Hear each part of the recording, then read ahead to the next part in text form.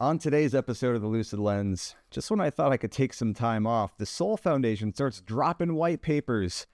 And the author of one of those white papers, retired Rear Admiral of the Navy Tim Gallaudet, appeared on the Big Thing podcast on Tuesday, and he says he's convinced we're being visited by a non-human higher intelligence. And that he knows people who are in these legacy and crash retrieval and reverse engineering programs. Also, UAP researcher and writer Douglas Dean Johnson dropped a bombshell FOIA request. That's Freedom of Information Act, if you didn't know. This document was a communication from the Joint Chiefs of Staff to all military commands worldwide, and it completely contradicts the AARO report. There's a lot of juicy nuggets we're going to dive into today. There's footage and records of objects in the skies that we don't know exactly what they are. Intelligence representative at a high level from the US government is saying publicly, we are not alone.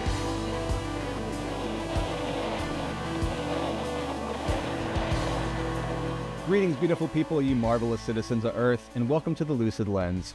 I'm just a normal guy talking about some extraordinary things that are flying over people's heads and in our oceans. That's right, UFOs are real, just like the chances of Netflix canceling your new favorite show after the season 1 cliffhanger.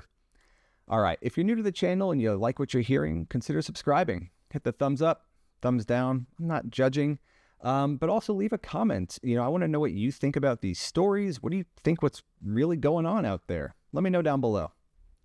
Alright, with that down, let's get into our first story today. All right, so the Sol Foundation released its first 2 white papers, and this is essentially, what the Sol Foundation is here to do. It's to help shape policy reform across, a broad range of areas, both government, societal, safety. This topic is wide-reaching. If you're not familiar with the Sol Foundation, go ahead and check it out. It's got some of the most brilliant minds right now. We've got, professors from Stanford and Harvard and many other, esteemed, Nobel level people talking about the phenomenon. So they put out their first 2 white papers. And this first paper is called UAP in Crowded Skies, Atmospheric and Orbital Threat Reduction in an Age of Geopolitical Uncertainty. Now, there's no specific author listed. I believe this might be a collaboration, but let's go ahead and take a quick look at this. It's a pretty beefy paper. I read through it. I'm going to give you a summary. So at its core, this first paper outlines the need to integrate the reality of UAP into much needed policy reform around the areas of both civilian and military UAP encounter reporting, the formation of an international UAP working group in the United Nations, within the Committee on the Peaceful Uses of Outer Space, and international military-to-military measures for preventing UAP events from accidentally triggering incidents between nations. That's kind of a big deal. The paper highlights and argues that efforts should be spent on preparedness rather than arguing over disclosure and oversight. It also points out space is getting crowded and safety risk will only continue to increase. It emphasizes the need for interdisciplinary collaboration and policymaking, meaning the scope and impact of UAP events is wide. Sure, it impacts, the military, national security, but it's also, the sciences, political, sociological, religion. And we need a more holistic approach. The paper proposes the utilization of radical empiricism, which emphasizes deriving knowledge from direct experience and observable attributes. So it's focusing on, what UAP do rather than worrying about what they are. Basically, don't waste time debating and speculating, what they are, where they come from, and just focus on the data. The paper also provides an overview of the 5 observables exhibited by UAP. Those are things like, instantaneous acceleration, transmedium capability, go check it out if you're not familiar with those. The various reported behaviors and morphologies, as well as the current level of efforts to study UAP by various nations around the world. But very importantly, it highlights the lack of progress due to the sensitive nature of the data and the reluctance of governments to share information with each other, at least publicly. And there's quite a lot more in the paper. It's a bit of a dense read, but it's meant to be. It's discussing policy reform on a global scale for a problem that damn near affects everything. And this paper really only focuses on the first steps and how we move forward studying UAP in a much better way. I hope this kind of opens the doors for more scientific inquiry and really just kind of makes it a safer subject for more and more, scientists and policymakers to be public about studying this. So, this is the first of many. We'll see, what Soul's got cooking next. But this was a really great overview, an introduction, and touches on all the various, places that UAP impact. All right, with that out of the way, story number 2 for today focuses on retired Rear Navy Admiral Tim Gallaudet. So, in case you're not familiar with Timothy Gallaudet, I'm just going to read his quick little intro here. The Honorable Tim Gallaudet, PhD, retired Rear Admiral of the U.S. Navy, is a career oceanographer and technology consultant. Formerly, he served as the Acting Undersecretary and Assistant Secretary of Commerce, Acting and Deputy Administrator of the National Oceanic and Atmospheric Administration, or NOAA, and the oceanographer of the Navy. He was essentially like the meteorologist for our Navy. And this is just scratching the surface. He's one of the most credible people to step forward and acknowledge that this is a reality. I just want to play this clip from the podcast, The Big Thing, that he appeared on. This is Christian Harloff's podcast. And just listen to what he has to say. It's just going to be a short little minute clip.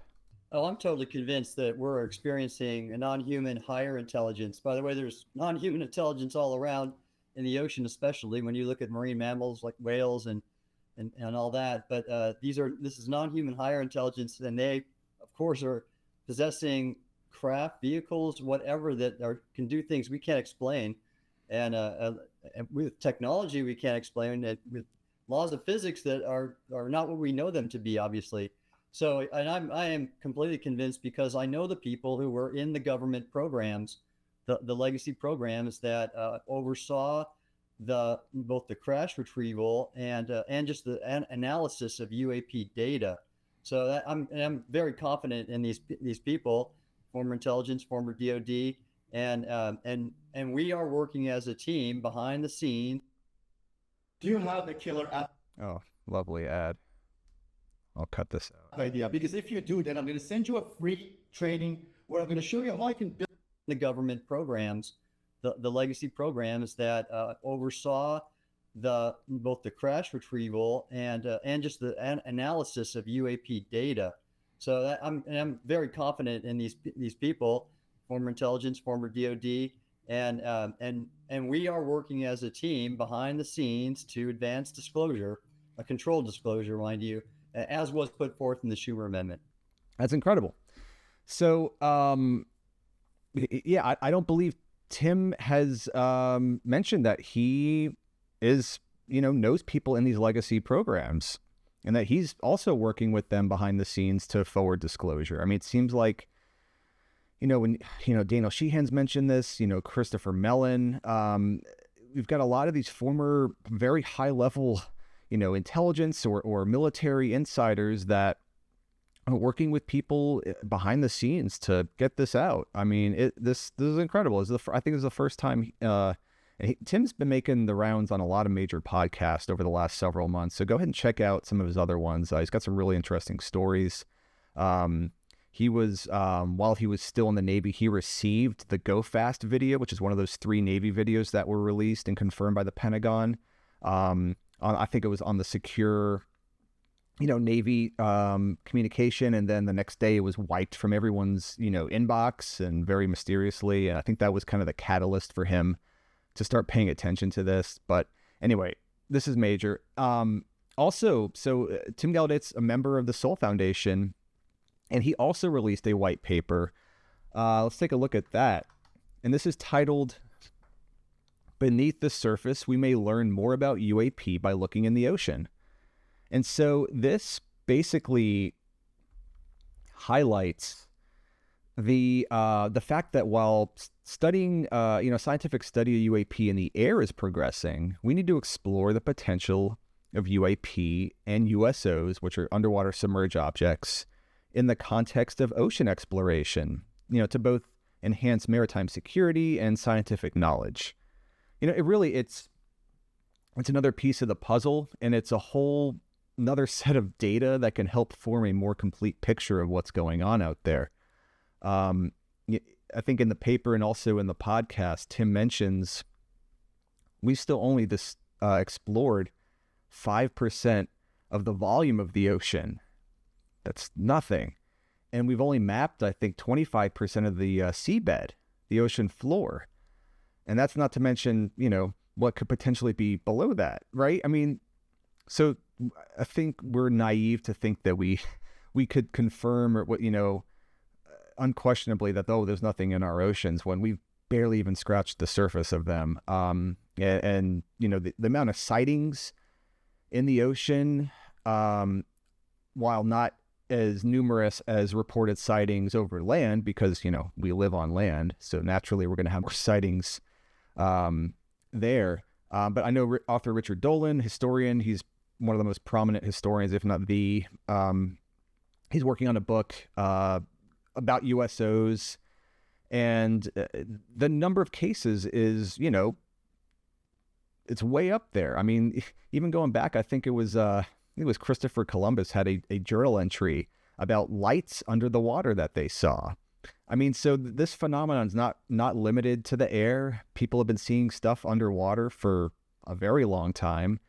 And so I hope these white papers, and this is just the beginning, I'm sure, Seoul, this is their whole purpose, is to frame this in a very policy, scientific minded way to, how we should study this moving forward in all these different areas. But I hope this really, like I said before, piques the curiosity and lowers the remaining barrier of stigma to bring forward more and more, scientists and professors and policymakers to, piques their curiosity and, allows them to feel safe coming forward to study this, because hello, it's real. All right, now let's move forward to our main story that I wanted to cover today. And this is massive. So this is a FOIA request from UAP researcher and writer Douglas Dean Johnson. If you're not familiar with FOIA, it's Freedom of Information Act.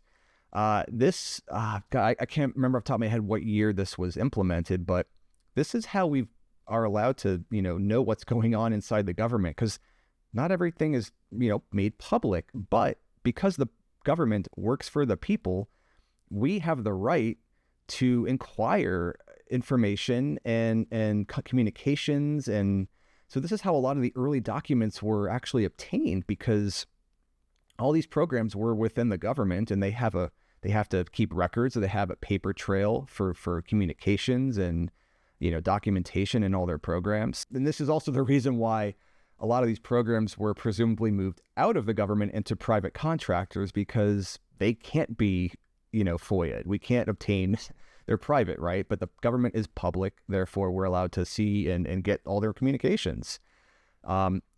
Albeit they might be heavily redacted, because there's information obtaining to, national security or personal identifiers that, we don't want to give people's information out. This document was obtained on March 15th, and it's a communication from the Joint Staff to all military commands worldwide. Essentially, the Joint Chiefs of Staff confirm UAP are seen worldwide. They officially established the definition of UAP with regards to reporting as sources of anomalous detection that exhibit behaviors not readily understood by sensors or observers that exceed known performance envelopes, as well as standardizing UAP reporting procedures across the entire military.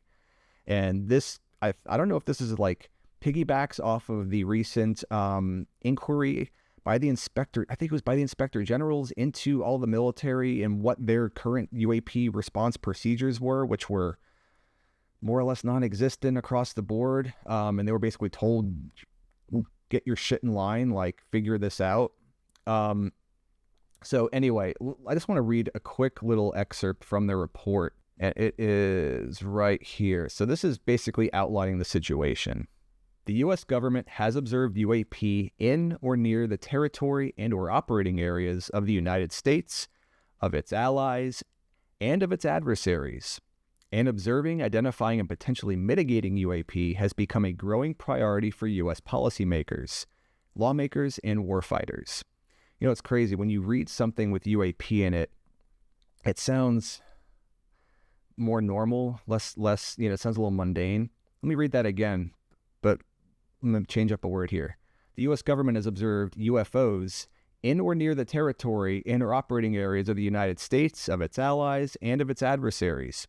And observing, identifying, and potentially mitigating UFOs has become a growing priority for U.S. policymakers, lawmakers, and warfighters. Do you see the difference there?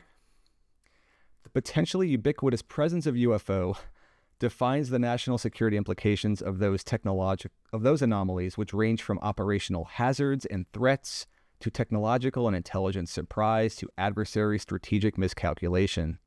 It is imperative that the DoD provide UAP incident, incursion, and engagement, as defined in paragraph 3B below, reporting data and material for the department's detection and mitigation of potential threats, exploitation of advanced technologies, and informing policymaker and warfighter decisions. The chairman of the Joint Chiefs of Staff sets the appropriate chairman's critical information requirement, criteria, and ensures each command and service is in receipt of the reporting matrix. Incursions, incidents, and engagements that meet the criteria are reported in accordance with the requirements, and each service ensures the appropriate guidance is in place to receive the respective reports from service component commands and subordinates. All right, so basically, unified procedure, they lay out what qualifies as a UAP. They go through, they define, what UAP are. It's very, very explicit, very thorough. All of this is still going to get sent to the AARO office. So, but these cases are going to undergo scrutiny, and the only thing that should make it to AARO are true UAP, UFO, it's not going to be, misidentification, because these are going to be thoroughly investigated, and all that's going to be ruled out. And if it's truly anomalous, meeting these criteria, that's what gets labeled as a UAP. So anything that's labeled as a UAP should be a true UAP.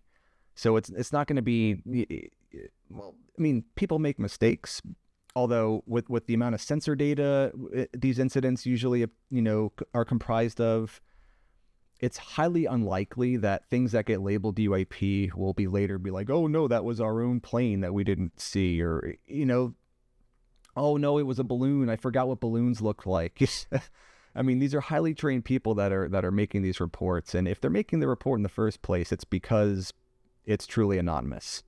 Anomalous.